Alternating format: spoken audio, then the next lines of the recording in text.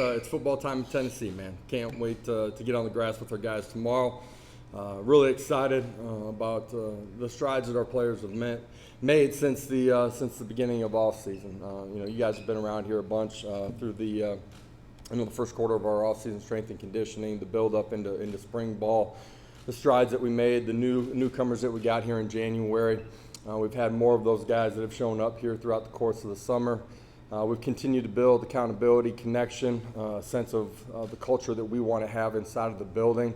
At this point, everybody's extremely excited about hitting the ground tomorrow morning and competing extremely hard and growing individually but collectively as a football team. And it's hard to believe that in a month we're going to be inside of Neyland Stadium Thursday night, kicking off in front of a national television audience and having an opportunity to start this journey here in the 22 season. And really proud of what our staff and players have done up until this point, but really excited about what's going on here in the immediate future here over the next couple of days. And so with that, I'll open it up to some questions here. Questions? We'll get a mic to you. Who wants to be the first? Somebody's got to kick it off this fall. Come on. We'll go with that. Josh, I guess a little off topic, this is the first chance we've got to ask about since NCAA notice of allegations came in. Yeah. Are you relieved that you can kind of move forward? The finish line is in sight. What's the feeling of the program? Yeah, I don't know that relieved is really the word. There's been so much dialogue and communication between our administration and the NCAA, but also just to us and where we're at. And so some of the things that hit publicly are things that we haven't been able to talk about. We knew that was coming. And we've been very transparent and open with our current roster, our recruits. That's why I think we've positioned ourselves extremely well. You look at some of the things that have come out of that. Just the NCAA talking about us being a model of how to move forward for universities when they're dealing with something. That's why from the very beginning I've said it's really just a speed bump for this program. And between our administration, from Dondi all the way down to Danny, and then what we're doing on the football side of it. I think we've positioned ourselves extremely well to swallow things up here early and be able to move and compete for championships here as we move forward. Austin and West. To follow up on that, when all that came down, you started getting on the phone with recruits and trying to explain to them a lot of this stuff, it was a small blip, or you've been able to self-impose things that current recruits never really going to see. Yeah. And be able to get them to explain it with families. How much easier does that make things because you can now have tangible things to talk about with that stuff? Yeah, for us, we've been very transparent with the two recruiting classes that we've been involved with since our staff has gotten here. One that's signed, one that hasn't. Because of that, I think there's great trust from them. We've been able to talk openly about the things that we were doing inside of our program that we were taking in year one and year two. Once the notice of allegations came out, being able to have a Zoom call with all of them and be able to, speak more directly about the things that we're doing. This recruiting class, really hasn't felt the things that we're doing internally, and so they can understand that the things that are going to happen in the future won't have an impact on how they're being recruited, their experience as a student athlete here on campus, and what they're going to be able to compete for on the football field. Josh, some of these guys on this team have, I guess, been around you and your staff for 18, 19 months now, however long it is. Some of them going into they've had 2 springs, this will be a second preseason camp. Do you think now that they've sort of seen the things that y'all have talked to them about, sort of giving them some success on the field, do you think some of these guys around here think more things are possible now that they believe they've seen this? Yeah, I think instead of using the word belief, expect is something that we've talked about. Teams that there's a big difference between teams that believe and teams that expect, and we got to continue to work in a way that we expect to win every Saturday when we get to next fall. But I think there's greater trust and understanding. A year ago at this time, none of our players and a good portion of our staff had never been through a training camp together. What does it look like day to day? What does it look like on the practice field? How do we handle the different situations that are inevitably going to come up? And that transpired during the course of the season too, because that was the first time we had gone through that. And so now for 80% of your roster, and for us in our building, almost our entire staff, young and old coaches and support staff, they've all been through it. And so there's great trust and belief in what we're doing, clear lines of communication. They understand the standards and expectations. They're able to just go out and compete. And, as we've had a couple meetings already, the energy and the focus is so different than it was a year ago, and it should be that way. Rick?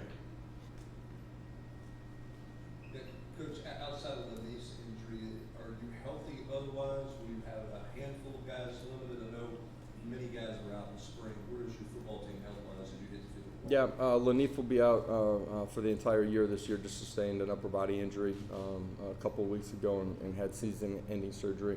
But for the rest of our football team, we're really pretty healthy. There's some guys that we'll build up through the course of training camp. Latrell Bumpus, somebody that missed a portion of spring ball, that will continue to build up. But we're really in a really healthy situation here moving into training camp. Without getting too specific, do you have maintenance plans for some of those guys like Latrell, who's had a variety of injuries since he's been here? Is that something you guys are mindful of? Yeah, between our medical staff, our strength staff, and our position coaches and coordinators, we have a very specific plan on the player load, the volume that we want those guys to get, the amount of team reps as we build throughout the course of training camp.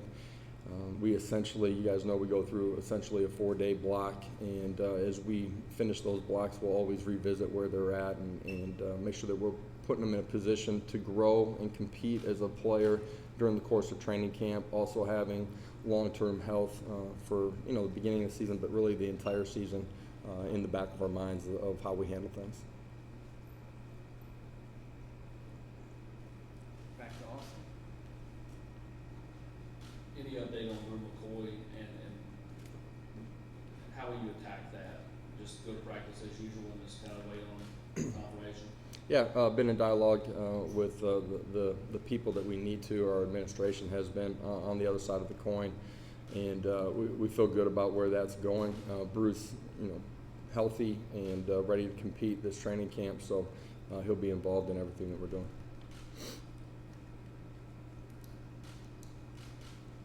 Rob? Coach, just what kind of luxury is it to go in open camp with a senior quarterback like him and knowing who your guys are going to be and not have a competition as opposed to last year? Yeah, there is competition every day. He's competing against himself and certainly against the others too. But at the end of the day, the trust that we have in him, not just as coaches, but players around him, his leadership, his energy, all those things are extremely important to us hitting the ground tomorrow and continuing to climb and grow as we reset the button for the 22 season and become what we're capable of, hopefully. So his command of the offense is something that's extremely important. All the guys have continued to grow throughout the course of the summer. Joe's in a much better position than he was a year ago when he started the season. Hendon and Joe both talked about how close those guys are, and they compete in a really positive way together, but they support each other too. But for us in our program, it certainly is a luxury to have a guy that's got a lot of time on task in game situations. Has command of what we're doing. A year ago I thought he made great improvements in some subtle things from the end of the regular season to the bowl game. He's continued to climb during the course of the offseason. He's very purposeful and excited about what he's done and getting through training camp here with him. Vince? Josh, coaches always talk about complementary football and everything being connected on your team and Yep. helping each other out. Offensively, what are some things that you've maybe thought about that your offense can do to help your defense besides obviously? Yeah, for us, third and short situational football is a huge emphasis for us. There's some opportunities on the plus side of the field that we can be better in situational football and some 4-down territory things and getting more sevens at the end of drives too. I think those are 3 areas that have a chance to change the way the game's played between all 3 phases together. As we continue to grow and get better in all 3 phases, finishing games, being able to essentially run a 4-minute situation and control the clock at the end of ball games is something that we've done well on previous stops and something that we're going to need to do here too. Patrick? Josh, looking at your backfield without Lenny, how much of an onus does it put on those freshmen with just Dylan to step up and be ready, and will you look to maybe add to that position, whether outside the program or maybe moving somebody over there? Yeah, I think certainly with Lenith being out, the two young guys, there's a point of emphasis, and there always is, that those guys got to grow, understand what we're doing, be ready to compete at a really high level immediately. Justin's had a little bit more time on task, having been here mid-year. Dylan, really excited about what he's done. He's a mature young man that processes things really quickly. Just having an opportunity to be out on the grass with him a little bit, extremely explosive. So between those two guys here early in training camp, they're going to have to grow really quickly to help us at that position. Ben? Josh, what have you seen from Juwan Mitchell this offseason, and what does he need to do these next couple of weeks to develop a role? Yeah, for him, surgery in the early part of the season was actually an injury that he came into our program with. We all felt like it was the best decision for him, his future, and our future, for him to have that surgery when he had it. He's gotten healthy. He's completely changed his body because of what he's able to do, being 100% healthy. He's fast, he's explosive, he's got the ability to make a bunch of tackles and make plays in space. I'm looking forward to seeing him compete, his consistency, what type of play we're going to get from him this fall. I want to see him grow during the course of training camp. Brent? And then Adam. You said it at SEC Media Days, you said it here today, again, the word expect, and at Media Days you talked about going from hoping to believing to expecting to win. How do you create that? How do you get that mentality in your locker room? It's based off of investment that you have inside of your program, not by one person, but everybody. It's, the being connected in a way where you believe in the person to the left and to the right of you, and it's something that doesn't happen immediate. It's not something you just talk about and it happens. It happens because of what you've done in the investment process. Our guys have done a great job, been dramatically different, since they got back in January, and they continue to push forward and believe we're in a position, if we handle training camp the right way, we'll be in that type of position next fall. Sort of on the fact that you coached these guys last year, does that make it a little easier to judge how much growth they've made individually comparing it to last year? Yeah, for sure. Yeah, they have a better understanding of who I am and how I'm going to handle situations and how I'm going to communicate with them. And it's true on the other side of the coin for us as a coaching staff, for myself as well, to understand the successes, failures, the struggles that they have, what is their makeup and their ability to handle the things that are inevitably going to come up in the course of a ball game, but just in life too. And how do we help them? I think coaching is a big part of coaching is understanding who you're trying to communicate with and understanding the right buttons to push with those individuals to draw out the absolute best from them. Ryan and Vince. Josh, I know there was a lot of excitement on early signing day when you guys got Josh Josephs and James Pierce. Yep. Those guys obviously just got here a couple months ago. But how have they shown up kind of looking physically, and how realistic is it for those guys to maybe help you this year? Yeah, we're going to find out this training camp, their ability to grow in individual technique, fundamentals, understanding our scheme. I've been really impressed with both of them so far this summer, the opportunities that we've had, whether that's in the classroom or out on the grass, for their ability to retain information, digest it, and apply it out on the football field. Really looking forward to seeing the physical combat part of it here is they're going against a different type of body type at the collegiate level than they were in high school. Love both of them and what they've done so far, strength and conditioning. So, one of the areas for us defensively that we want to get better is third and long defense. It's an area where they potentially have a chance to impact the game early in the season. They're going to have to go out and earn those opportunities here by the way that they play during the course of training camp. Josh, you guys obviously have added speed and athleticism through recruiting with your signing classes. Who are some candidates that you feel good about in that competition in the return game, both at punt and kickoff? Yeah, D. Williams is somebody that's new to our roster, and if you're asking just about new guys, I think D's a guy that is a perfect example of that. Squirrel White is somebody that we feel like has the ability to catch it, but also be dynamic with the ball in his hands. Dylan Sampson's a young guy that we feel like has an opportunity to push and compete for some of that. I feel like all those guys have great tracking skills, but also have the ability to make explosive plays. And you look at what Bayless was able to bring to our football team a year ago, big plays in the return game, set up scores or create scores.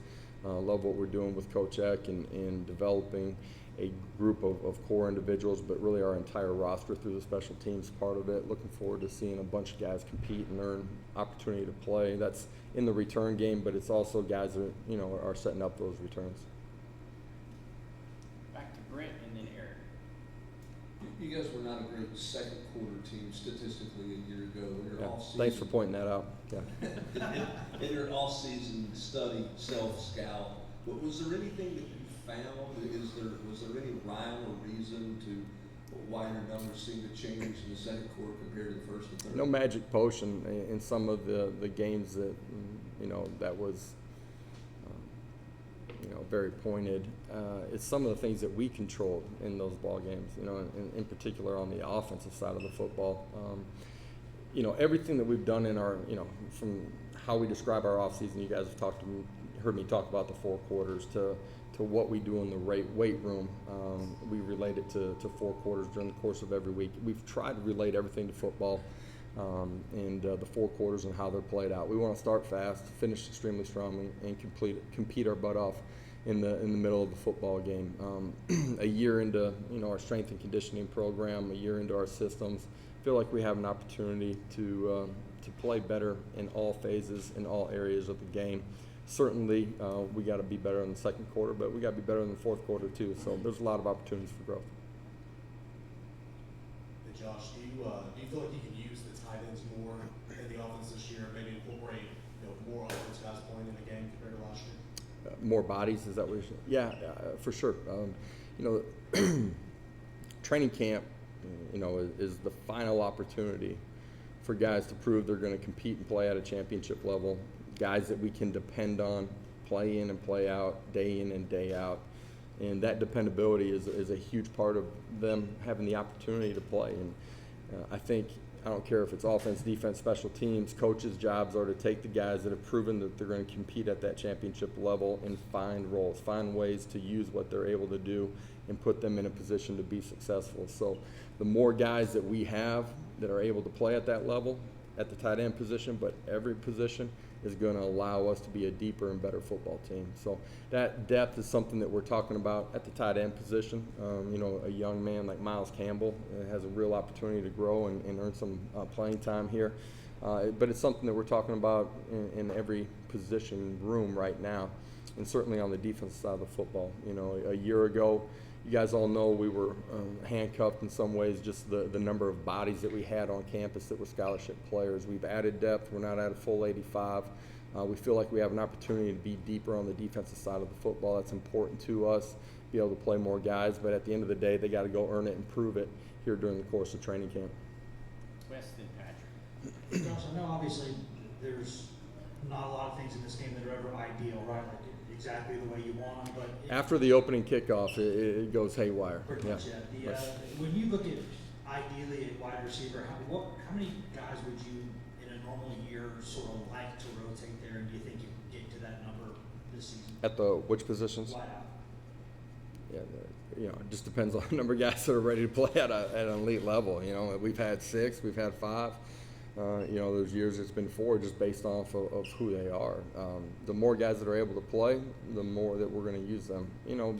Our personnel groupings have been different every year, everywhere that we've been, from being in a bunch of 12 personnel because we had tight ends that were ready to play at a really high level, and we trusted them to being in 4 wide receiver sets more depending on the year because we had a bunch of wideouts that we felt like we were going to play at that level. So at the end of the day, that's a part of the process of your entire off season, but certainly here is your last build up to the season, finding out which personnel you can count on, and then from there, week to week, we'll try to put those guys in a position of success.